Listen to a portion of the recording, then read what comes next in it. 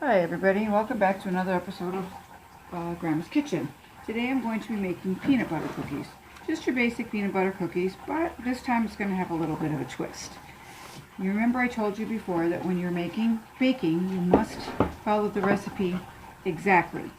There is not a lot of room for adding a little less or a little more like you do in cooking, but you can add different ingredients.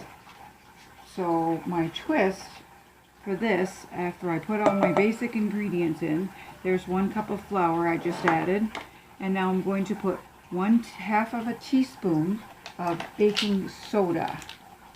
This kind of helps everything meld together, hold together, but you have to kind of measure very precisely when you're baking. It's not as forgiving as when you do when you're cooking and you can add an extra potato or an extra piece of chicken or an extra little bit of breading on your chicken.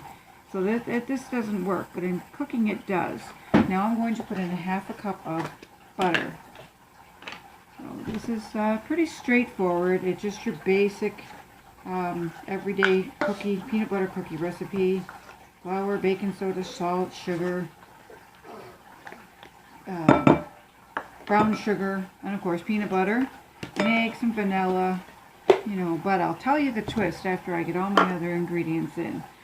So now we need 1/4 of a cup of firmly packed brown sugar. You always want to pack your brown sugar in real tight. It gives it a lecture. Once in a while you'll see a recipe that says not to, it doesn't say to pack it, but generally you want to squeeze it. Just put your hand on the thing and just squeeze it like this. So it's packed right in. You can see if I can get that in the camera better here. See, yeah, it's nice and hard and packed in there. And drop it in your bowl. So we got the flour, the baking soda, the salt, the butter, the brown sugar. Now we're going to put an egg.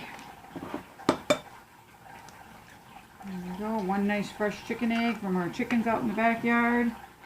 And a teaspoon of vanilla. And here's my vanilla. You remember I told you before, the cap for the vanilla always measures out exactly a teaspoon.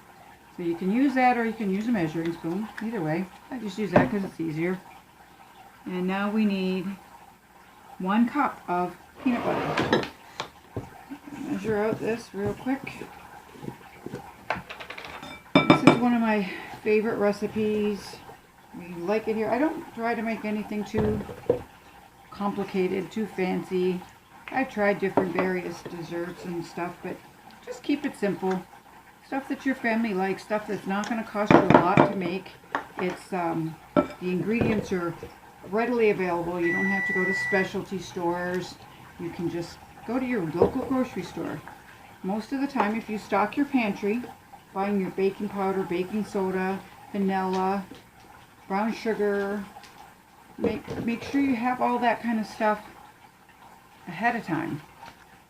And make a grocery list. Go through some recipes, find out what you need for each one, and stock up on it. It's much more economical in the long run to have all these ingredients at home rather than buying prepackaged cookies, cakes, cupcakes, whatever. Plus the fact that you know exactly what goes in your recipes when you do this. Now this seems like it's quite a wet dough. So what I might add to do is just, because you're supposed to be able to roll these in your hands and then put them on the cookie sheet and make the traditional crisscross with the fork. I have in the past just spooned the dough on and not made my crisscrosses, which, if I don't want to add extra flour, that's what I'm going to do today. But what I'm going to show you is my little twist. Here is a bag of raisins. This time, for my peanut butter cookies, I'm going to add in 1/2 of a cup. Oops, a little bit more than that. About a cup and a half. Well, that was 1/2 a cup, so let's add a little more. Let's do almost a cup. We're going to do a cup of raisins. Mix them in thoroughly so every cookie has raisins. There we go. See, that was just as easy as it can be. Put these on your cookie sheet. Bake them for about 7 or 8 minutes. Does not take very long at all. So I'm going to get this first batch on the cookie sheet for you. And while I'm putting all this stuff away and getting another cookie sheet ready, I might even have time to show you the results. So what I'm going to do here is I'm going to show you, this is, I'm going to do it the spoon way instead of the rolling it in balls, because the dough is a little looser, a little more moist this time. So there, just take a teaspoonful. They will spread a little, they will rise. So we're just going to take a teaspoonful, and you put a dozen cookies. They have to be spaced a little bit apart because they do tend to spread. If I add extra peanut butter, I find that it makes the dough moister, so you have to add a little more flour. I didn't add extra peanut butter this time, but for some reason it came out a little more moist. Well, that's alright. It's alright. It'll still bake up just as well. They might be bigger, flatter, rounder, doesn't matter. They're cookies.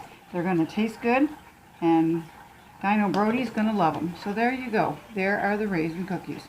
Peanut butter raisin cookies. Now I can take a fork and do the traditional crisscross.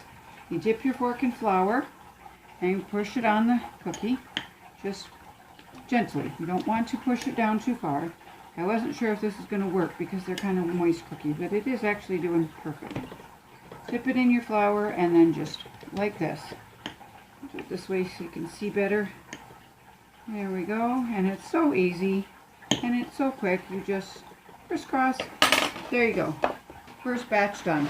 That took all like 2 minutes to do. There it is. Now we're going to put those in the oven. Always bake on the middle rack of the oven. I believe I mentioned that before. I'm going to set my timer for 6 minutes because sometimes the cooking time can change. It just depends on what you're baking. The recipe says 8 to 10 minutes. I do always do a little bit less and check them. You can always add a minute or 30 seconds or 2 minutes. You can never take it away. If you set your timer and get busy doing something else and walk away, all of a sudden you might smell a little bit of not very pleasant smell. I have done that before, trusting the recipe that says cook for 12 minutes at 350 degrees. So I put it at 12 minutes, gone about something else when that batch was in the oven, and then realized a few minutes later that I had cookies that were not edible because 12 minutes was way too long. And that's what happens. Now we have an oven that has an energy saver element in it, which means that I very, very rarely cook any higher than 350 because it will pretty much burn everything that I make. And if the recipe calls for, 8 to 10 minutes, start off at a little bit lower. Start off at 6 and work up. Because, oh, sorry for the bang. Grabbing another cookie sheet here. I've got a very long, big cookie sheet that holds like 15 cookies all at once. But I made pierogies over the weekend for my son's girlfriend's birthday party. One of the next time I make a video, I will show you all how to make pierogies. They're a Polish and Ukrainian dish. It's basically dough that you fill with potatoes and cheese or cottage cheese. Some people use sauerkraut. My mother-in-law used to make hers all the time. It was the big feast that we had. I learned how to make them from her. And she did make dessert pierogies. She used like fresh cherries that she had. She would go and pick or go to the market and get, and boy, I tell you, they were good. So one of these times, maybe if you leave a comment and tell me if you'd like to see how to make pierogies, I will show you that recipe. It is easy to do. It's just time consuming. It takes a while. The dough is simple. The filling is simple. It just takes a little while to put together. Now I used to when I made my pierogies, I used to hand make them. I'd roll the dough out, make little circles, and fill them up, and put the filling in and close them over and press them, squeeze them together and squeeze them with a fork. That took a long, long time. Then I discovered a little maker that you can get. You just put the circle of dough on and you put your filling in, close it shut, and it makes them pretty much instantly. If y'all ask me for a request for the pierogies, I will show you what those look like.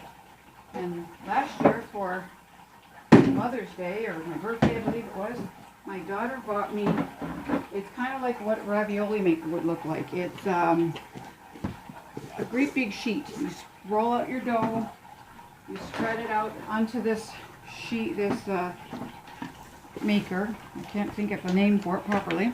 And you fill it holds 18. It makes 18 at a time. And then you do all that, and you fill it up, and you put your filling in. You roll another batch of dough on top of it, and we'll go over it with your rolling pin 3 or 4 times, and it cuts away the excess dough. Turn them over, pop them out, boom, there you have 18 pierogies, just like that. So that makes it a whole lot quicker. So I will watch for the comments, and I will see if you all would like to learn how to make pierogies. I haven't had any comments yet about what you'd all like to make, so I'm hoping that you will start to respond. I may be changing my name to Cooking with Grandma rather than Grandma's Kitchen, because I'm not getting as many views and likes and whatnot as I thought I would. So I might have to switch it up a little bit and take it from there. So now while those are in the oven, I've got 2 more cookie sheets ready to go. I'll make another one because I've got extra dough.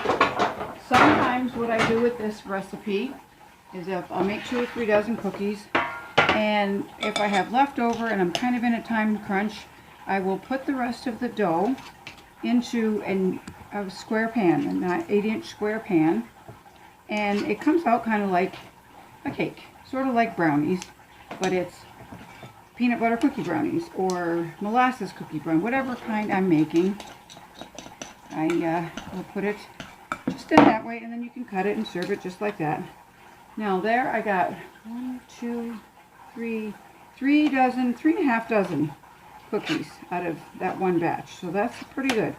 That's a pretty good amount. And you can always double the recipe, triple the recipe, but like I said, you make sure you are adding your ingredients the precise amounts. Well, there's our timer. So let's see what our first batch looks like. Yep, they're gonna need, yeah, they're pretty good, yeah. They're nice. And there is the finished cookies. They're looking nice and golden brown, and not too hard. You just touch, what you do is you just touch the top, and if it still feels really, really soft, they're not quite done. These are just right. So I hope you enjoyed this segment on peanut butter raisin cookies, and let me know what you'd like.